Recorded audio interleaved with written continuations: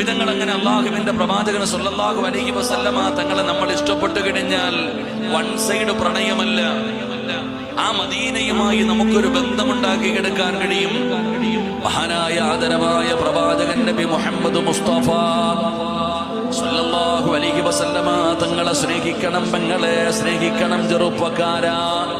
അത് കപട സ്നേഹമല്ല, സ്നേഹിച്ചു കഴിഞ്ഞാൽ അത് തിരിച്ചു കിട്ടുന്ന ഒരു സ്നേഹമാണ്. പിഴച്ചവനെ ആ പ്രവാചകനോടുള്ള മഹബത്ത് കൂടിക്കഴിഞ്ഞാൽ മഹാനായ ആദരവായ പ്രവാചകൻ നബി മുഹമ്മദ് മുസ്തഫ സല്ലല്ലാഹു അലൈഹി വസല്ലമ തങ്ങളെ പടച്ചവനെ മസ്ജിദുൻ നബവിയിൽ നിസ്കരിക്കാൻ കടന്നു വന്നപ്പോ നബി തങ്ങൾ ചോദിക്കുന്നു, സ്വഹാബാ